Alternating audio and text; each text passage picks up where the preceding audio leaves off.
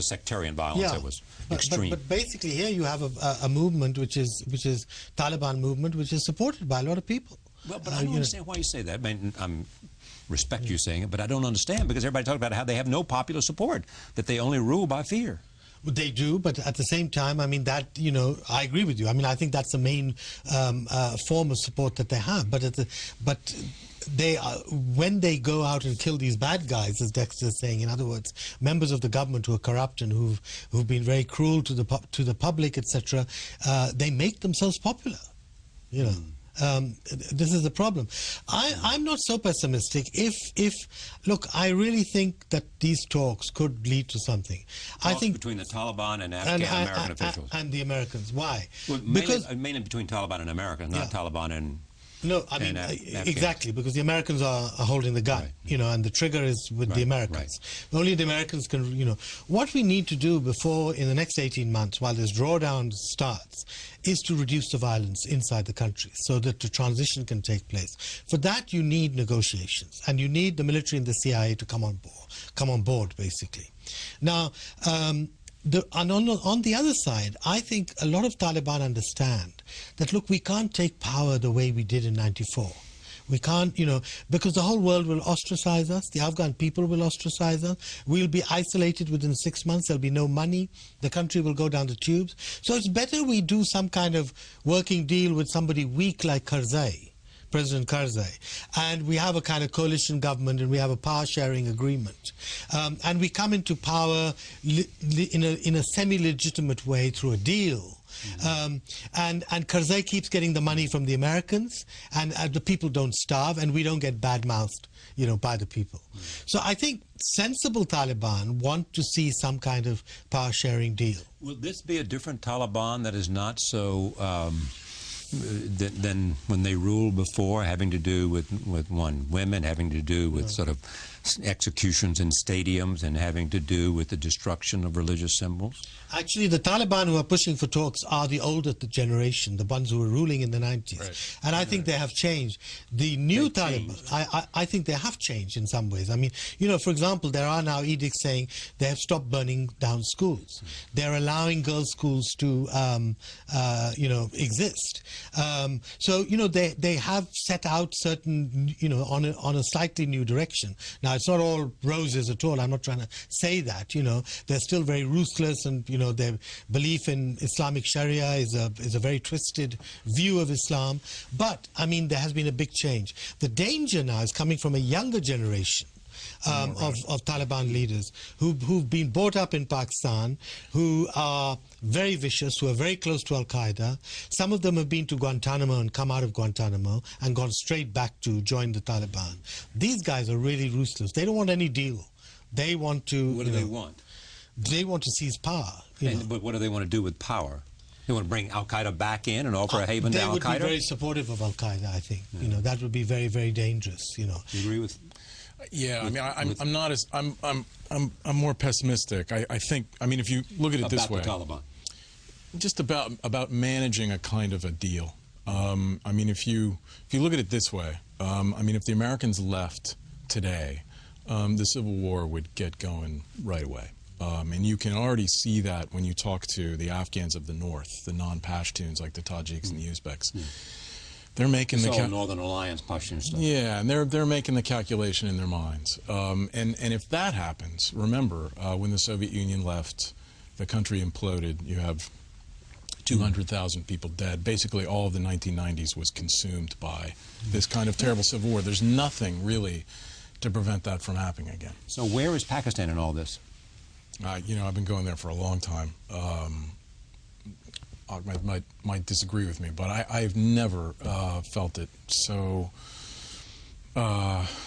bad in pretty much every way. And I think there's one thing that really changed over the past couple of months, and you had the raid to kill Osama bin Laden, and what happened was, I think what has happened is the one institution in Pakistan that could always be relied upon to work and to function was the military. Everything else is basically broken, and they were humiliated, completely humiliated, and they so felt betrayed. In the they words felt of betrayed, and they were either they were either complicit in hiding bin Laden, or they were completely ignorant of his presence, 30 miles away from the capital. Yeah. They didn't know the Americans were coming and flew deep inside of Pakistan. And so they have been humiliated. And so I think suddenly the country's one functioning institution turns out to not function either. And so you have, I sensed a kind of demoralization. So tell me what the worst scenario is. Well, the nightmare scenario is, there's 120 odd nuclear warheads there. The Americans certainly don't know where they all are. And that's the nightmare scenario, is that you have an implosion there. I mean, there's a couple of scenarios, but you have an implosion with kind of all these nukes that are around, and people don't know where they are. But I think the real danger, I think the most likely scenario for something really catastrophic there is if you had something like another Mumbai attack, like you had in 2008, which it appears... in India. In India. Right. And it appears that it was carried out with at least some assistance and or knowledge of the ISI, the Pakistani intelligence. Why would they do that? I mean, it just boggles the mind. Last time what do you around, gain from that if you're an ISI? Well, I mean, that's another question. But I think the danger is you get another one of those, the Indians aren't going to wait. They're going to go.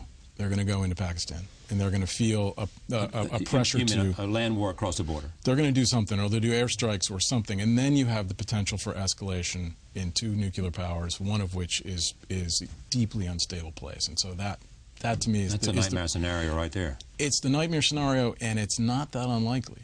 It's really not, and that's what's kind of scary right now. Well, what has made, exactly what Dexter is saying, what has made everything much, much worse is the breakdown in relations with the U.S. Between Pakistan and the U.S. And it's a very, very dangerous situation. Is this all because of the Osama bin Laden assassination? No, it's been building up over many issues over the last 1 year. But I think, the icing on the cake was the killing of bin Laden. The U.S. has been demanding many things from the Pakistani military, which they have not been able to, or have been unwilling to which is do. Unwilling or unable? Well, it's a mixture of both. I mean, the military has been overextended, and there's no doubt, because they have to watch the Indian border, they have to fight both the Pakistani Taliban are there, the Afghan Taliban are there, Al Qaeda is there. I mean, Tom, Dick, and Harry is there right now in Pakistan. So but the other real a problem that we are faced with is that everything else, the economy is going down the tubes. Right. The huge ethnic problems now arising, because of this whole kind of meltdown situation. And what is absolutely critical is that we've got to get on to some kind of relationship back with the U.S. Because, of course, that means that at the moment, the IMF won't talk to us, so the international donors won't talk to us. You need the U.S. for this. And the problem here that I see is, again, that there's no real leadership in the State Department. I mean, who's running Pakistan, for example? Hillary doesn't seem to be interested. She was very interested. She's certainly not taking it. She's probably too busy with the Arab Spring and other things going on. But again, the negotiations are being done by the U.S. military. Now, with the Pakistani military. I mean, now is that the way to go back to win back Pakistan? I don't think so. There doesn't seem to be, again, the leadership in the White House and the State Department with a political strategy as to how do we woo Pakistan back, bring Pakistan back into the fold. This is all very, very, very, very discouraging. Yeah. But because I mean, in part because you don't want to see American lives and NATO lives in a lost cause. Well, if you stand back and look at Pakistan and what's that has an inevitability. Well, what's happened in Pakistan, what we're seeing today is the culmination of so many things that have been these currents that have been kind of unfolding there for 30 years, and the main one being the kind of covert support by the Pakistani state of various militant groups, whether it's the Taliban or Lashkar-e-Toiba, who carried out the Mumbai attack. I mean, there's a whole alphabet soup of these groups. And what's happened is that some of these groups are now, they're strong enough to challenge the state as the state, and particularly as the state collapses. And so that's the problem. I mean, these groups and this problem is many, many years in the making.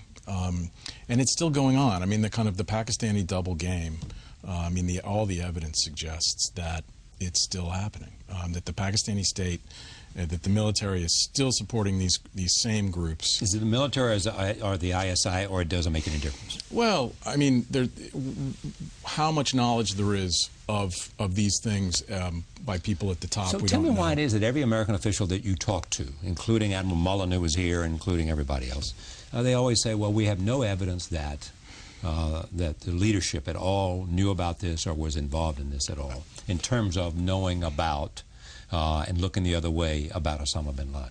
Well, that's a trickier question. I mean, I think, look, I think the bottom line is this. The bottom line is that what's the alternative? The alternative is we just cut Pakistan loose, right. we cut off the money, and then it really does fall into the ocean. I mean, then that's the dilemma right there. That's the dilemma. So it's costing a lot of money. It's up to $3 billion a year. But what's the alternative? I mean, nobody's got any better ideas at this point. Thank you. Great to see you, my friend.